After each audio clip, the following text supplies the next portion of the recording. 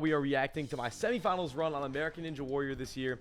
I'm super excited to get into this video because my semis run has a lot to go over. So I think you guys are going to enjoy this one. If you already saw it on TV, you're going to see some parts that you didn't get to see on there, and you're going to get to hear some behind the scenes commentary from the person who actually ran the course. So a little bit of behind the scenes right now. This was filmed 10 months ago. I ran at about 2 o'clock in the morning, and I was near the end of the run order this night. So I'd seen a lot of people go before I went, and I had a plan in mind. We're gonna see if that plan actually ended up working out on the course. There's 10 obstacles to complete.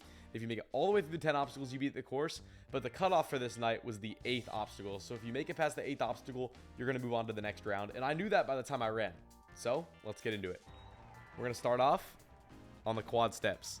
So this obstacle is scary, but I just 3-stepped all of them. I saw some people 1-stepping, but I decided not to do that because I was like, I'm not gonna risk it. If you fail the first obstacle, it's kind of embarrassing. So then log grip. In qualifying, I had a terrible jump. So in semis, I decided to push off the platform instead. I should have done it in the first place, but you can see, I'm going to compare. This is my qualifying.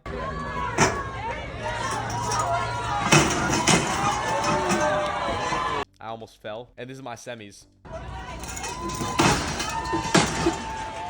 A lot better. Now into block run. One of the easier show balances I've done, but it's always nervous to do balance. So let's see. We got it. And straight into spin cycle. I wanted to send the links again, and I sent the links. Careful not to go off the platform because that throws you so weird. And then into battering ram. So now battering ram, I wanted to move faster, but here I took an extra backswing. I was a little bit upset about that. But you can see I readjusted quick because I didn't want to slip. That one is very slippery. Something about battering ram. Okay, we dismount. And something about battering ram that you guys might not know. They're made out of plastic, so when you grab them, they feel super hard, and it makes them extra slippery. So now onto the warped wall. Let's not miss it this time. Come on. Let's get up the wall. Here we go. We made it. So now we're on the back half of the course. Every time I've run the semis, I've gotten to the back half, so I'm grateful for that. Matt and Akbar had their cowboy hats on, so I had a little conversation with them, told them I like the hats. And now we're stepping down onto the salmon ladder. So we'll speed through a little bit. This is where the course run gets interesting. So jumping up to the salmon ladder. I stopped my swing because I just wanted to machine gun it up. 1, 2, 3, 4. And now on to Cannonball Alley. I'm going to pause for a second to explain this to you guys, because this was one of the coolest moments of my life. Okay? The first episode of Ninja Warrior I ever watched was when Kevin Bull went upside down on the Cannonball Alley. And now I'm sitting here, or I guess swinging here. Whatever. I'm swinging, doing this obstacle that I saw on TV when I was 7 years old. And I was 18 in this. So 11 years later, I ended up taking on the obstacle that I started watching Ninja Warrior because of. So now let's see if I end up beating it. Okay, here we go. So I grabbed the second one, and this was the challenging move for everyone back in the day. So let's see if I can grab it.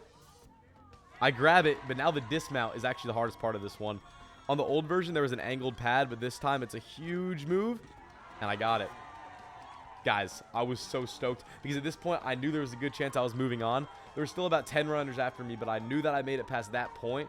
There was a good chance I would move on. But now onto Doorknob Arch, which is another OG obstacle that, again, when I was younger, I thought this obstacle was so hard. I would watch people like Jeff Britton motor through it, but a lot of people would fail it.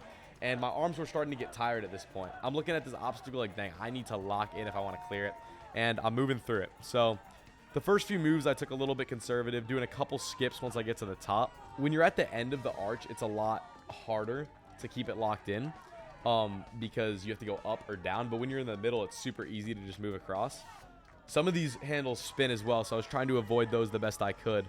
But then I dismounted off the one that spun, and did I get it? I got it, but we're gonna slow-mo that real quick for you guys. I got the dismount, but I actually hit into one of the doorknobs as I dismounted, and it knocked me backwards, and I got pretty close to hitting the water there. Maybe not hitting the water, but I at least would have caught the platform, which you just want to be safe, you know? So that was a little scare. But I shrugged my shoulders, and I was like, all right, we're moving on to the last obstacle.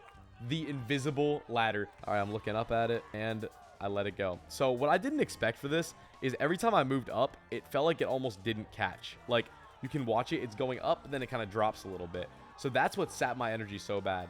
So I started trying to move, and then I shake my head. And the first time I shook my head, I was like, how am I going to get up 20 more feet?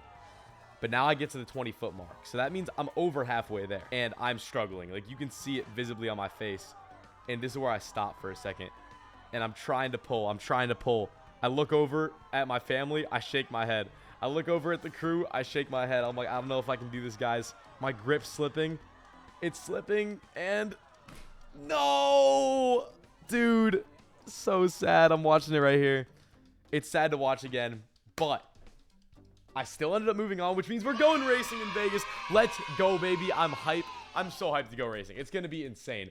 And I can't wait for this first episode. There's some crazy moments from all runs. I might have a couple crazy moments too. I can't tell you yet. I can't spoil anything. But this racing is going to be crazy. Final thoughts on semifinals. I've had kind of bad luck in semis in the past.